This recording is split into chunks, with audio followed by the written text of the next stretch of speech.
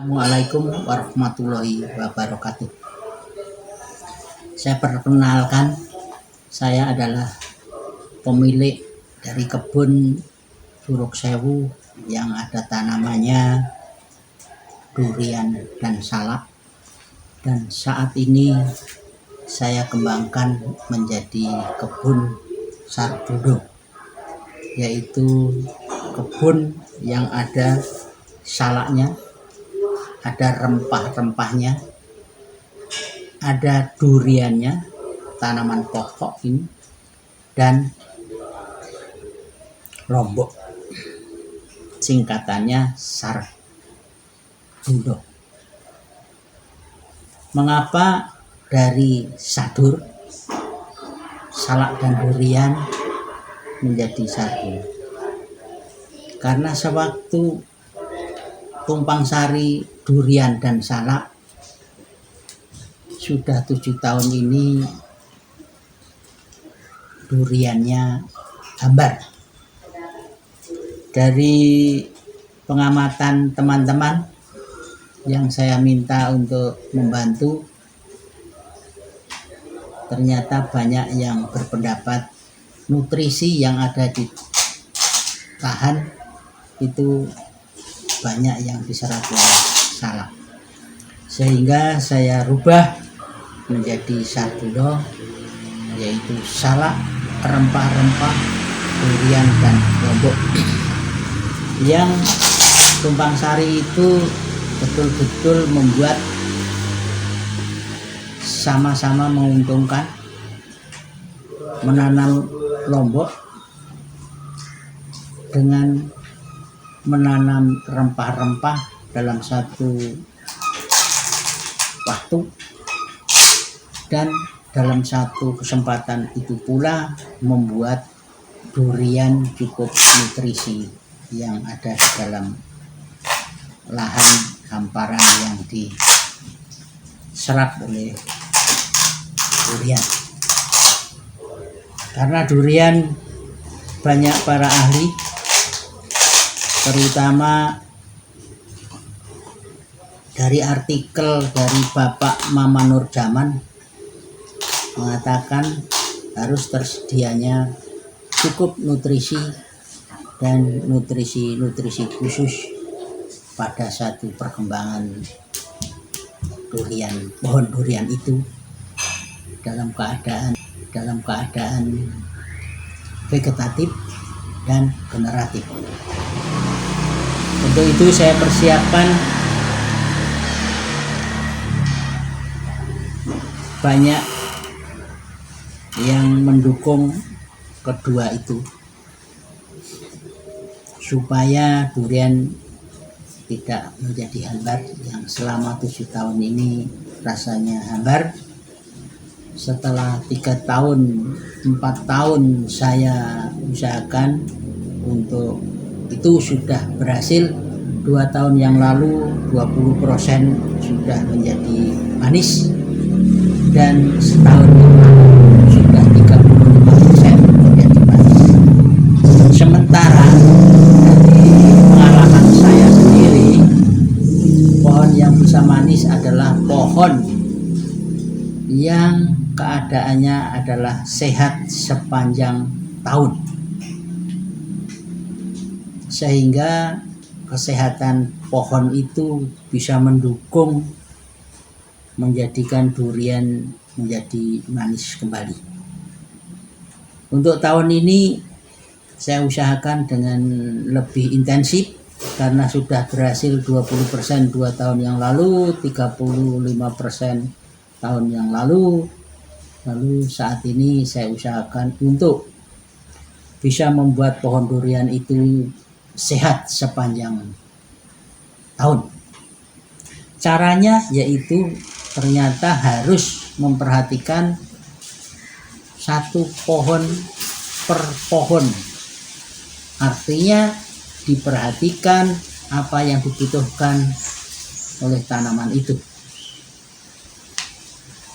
Sedangkan durian yang saya tanam itu adalah durian unggul nasional yang ditemukan atau dibuat oleh profesor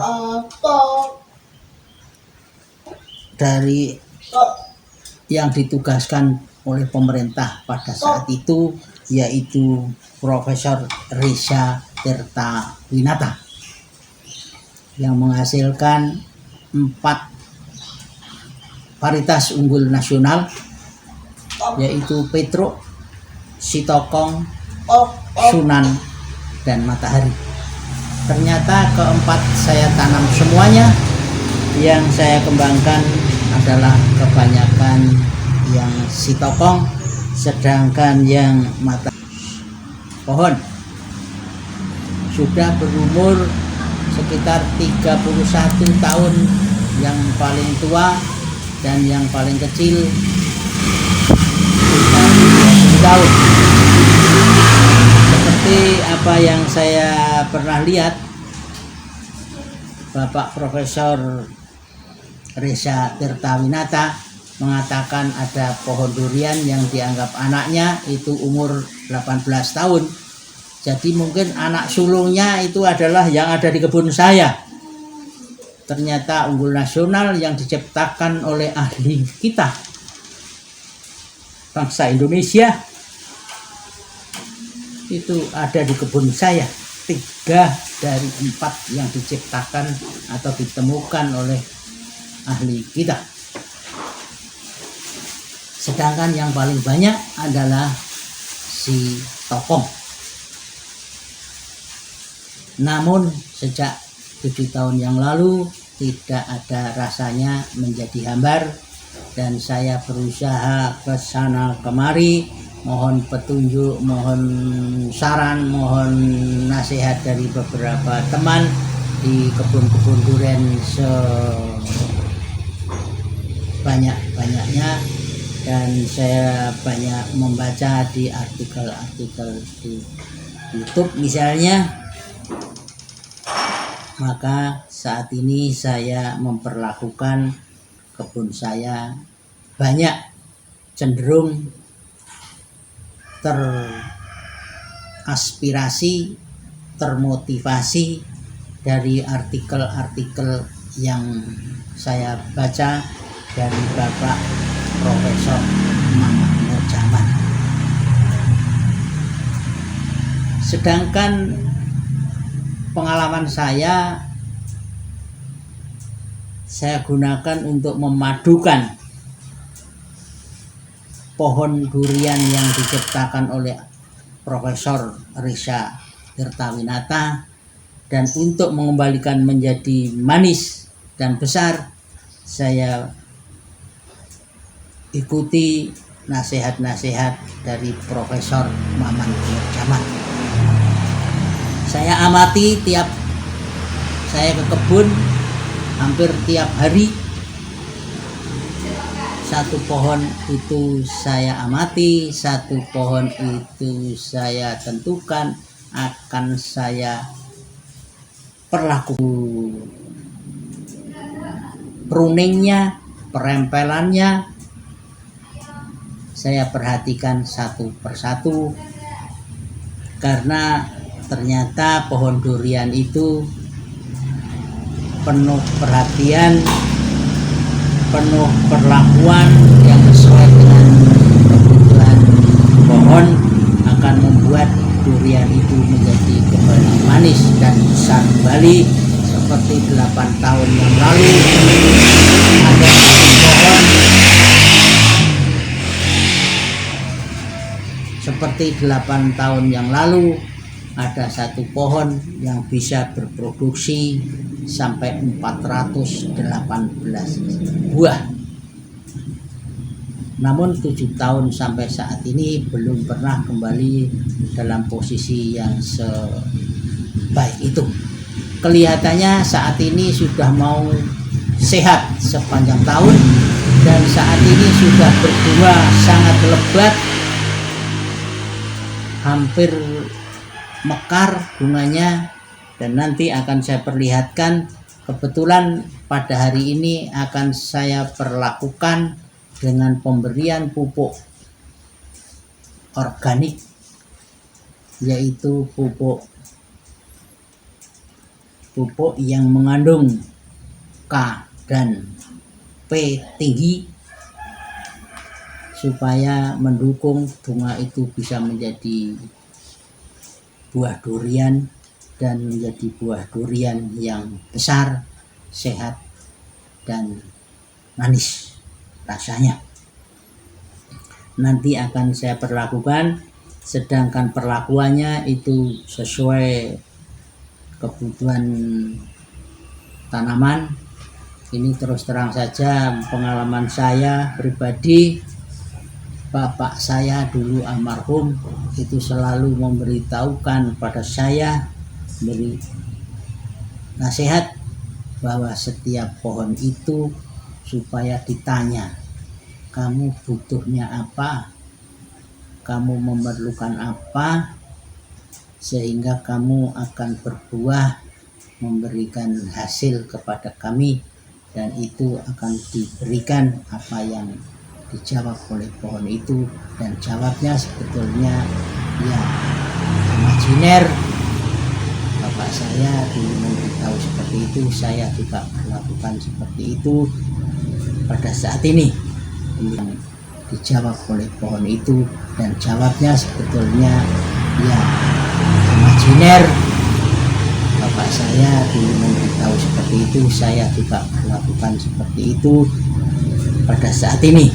Demikian perkenalan saya, semoga bisa bermanfaat kepada teman-teman semuanya untuk mengatasi durian yang hambar menjadi manis kembali, karena tidak hanya di kebun saya saja, banyak di kebun-kebun yang lain juga seperti ini.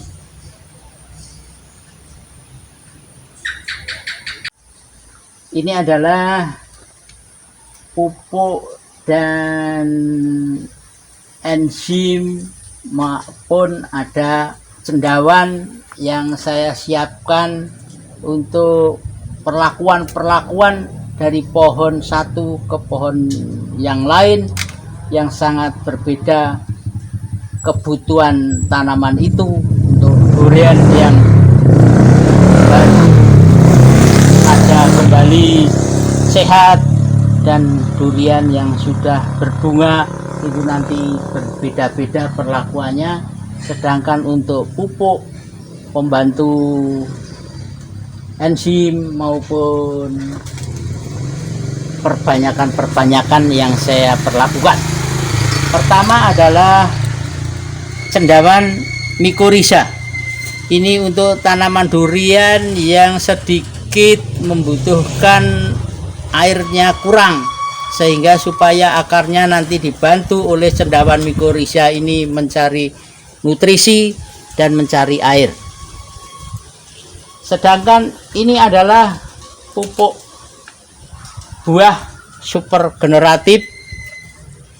Saya mengikuti petunjuk dari Profesor Maman Nurjaman membuatnya, nanti saya videokan di kesempatan lain. Untuk yang sudah berbunga, sedangkan pupuk hayati ini saya kembangkan dari Sinar Bio supaya bisa menjadi lebih banyak. Saya kembangkan sendiri dengan rekayasa sendiri. Bagi tanaman durian yang belum sehat, saya tambah dengan pupuk hayati ini. Sedangkan yang pada hari ini akan saya perlakukan kepada tanaman yang sudah berbuah, dan tanaman yang pertama saya dapatkan dari pameran di UGM dulu tahun 1989.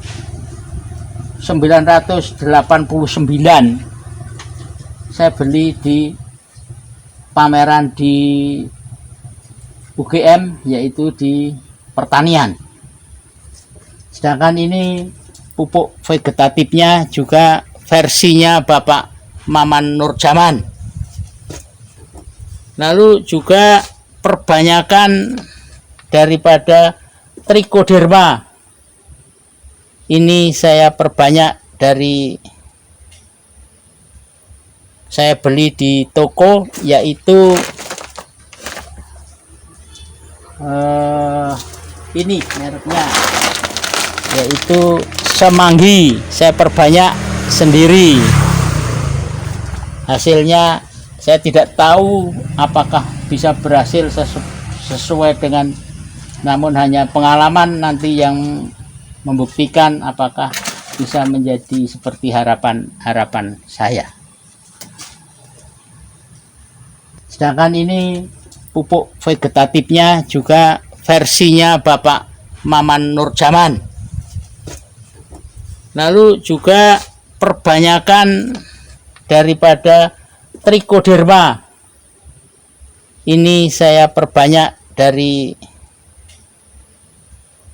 saya beli di toko, yaitu ini mereknya, yaitu semanggi. Saya perbanyak sendiri. Hasilnya saya tidak tahu apakah bisa berhasil sesuai dengan, namun hanya pengalaman nanti yang membuktikan apakah bisa menjadi seperti harapan saya.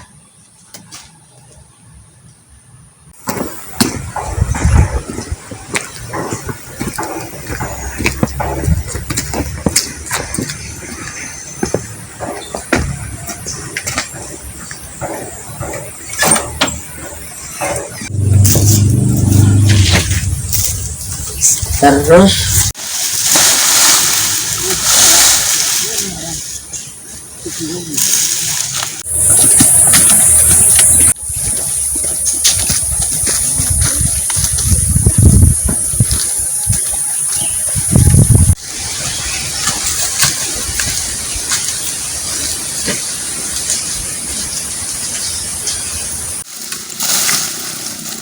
ini saya baru mengamati keadaan pohon durian yang pertama saya tanam pada tahun 1989.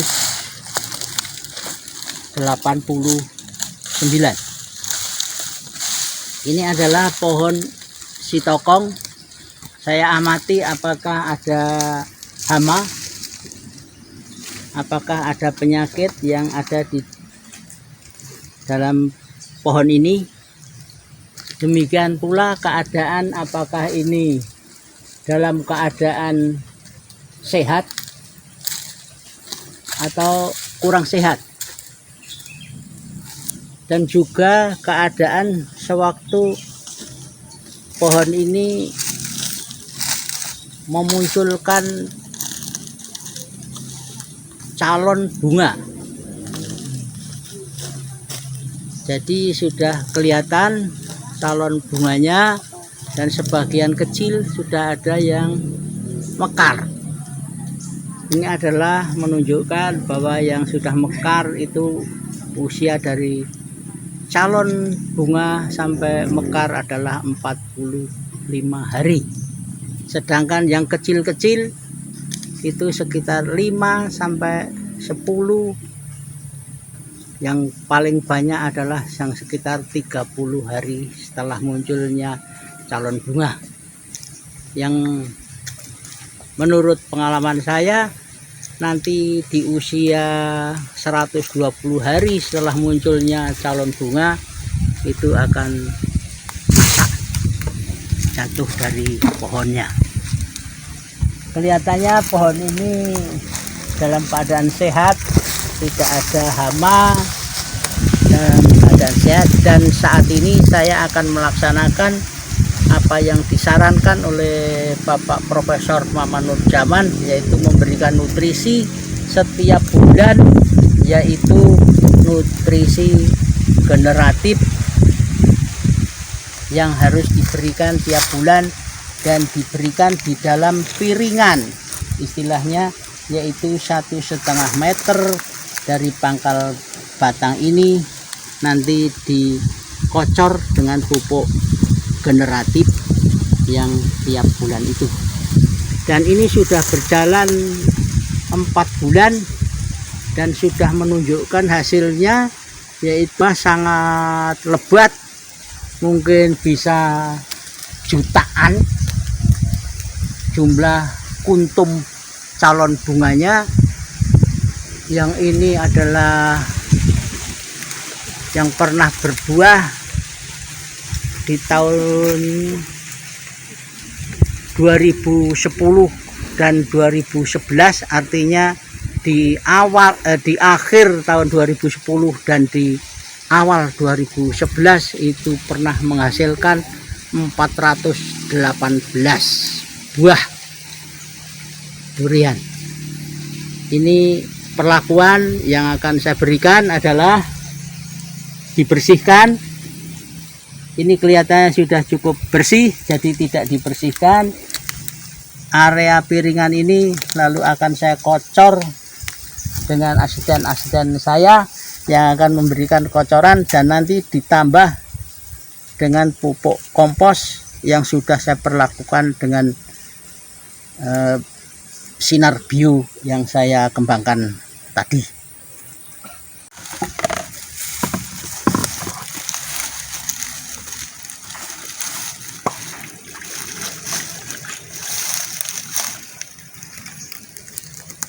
Cukup. Ini adalah perlakuan alon-alon ya Mbak. Perlakuan mencampur air dengan pupuk generatif ala Profesor Maman Nurjaman, yaitu setiap 20 liter air dicampur dengan setengah liter lebih, hampir 1 liter diberikan kepada satu tanaman. Untuk Bapak Profesor Maman Nurjaman itu hanya merekomendasikan 3 liter. Namun karena pohon ini sangat besar dan nanti hasilnya juga banyak dan membutuhkan nutrisi banyak, ini saya beri lipat 40 liter. Dengan itu adalah setengah literan lebih tiap 20 liter. Nanti dikocorkan dan ditutup dengan kompos yang sudah khusus untuk menutup piringan di dalam tanaman ini.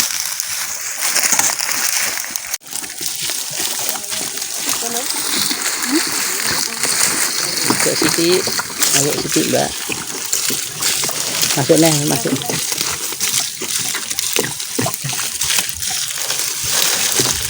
Ini adalah hanya 1,5 meter dari pangkal yang dikocor secara merata.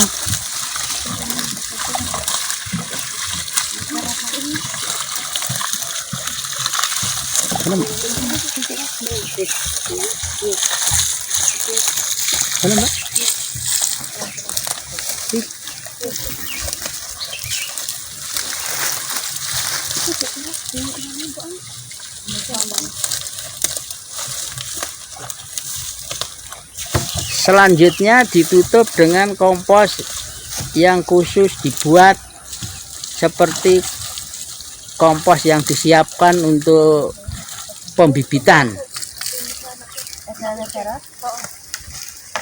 Campuran kompos, arang sekam, dan tanah di bawah pohon bambu.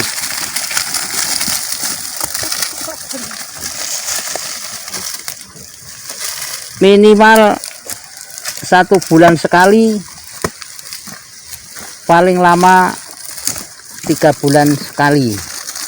Sedangkan kocorannya harus tiap bulan. Cukup, ini sudah selesai pemberian atau perlakuan pengocoran pupuk generatif dengan ditambah kompos untuk di area piringan di tanaman ini.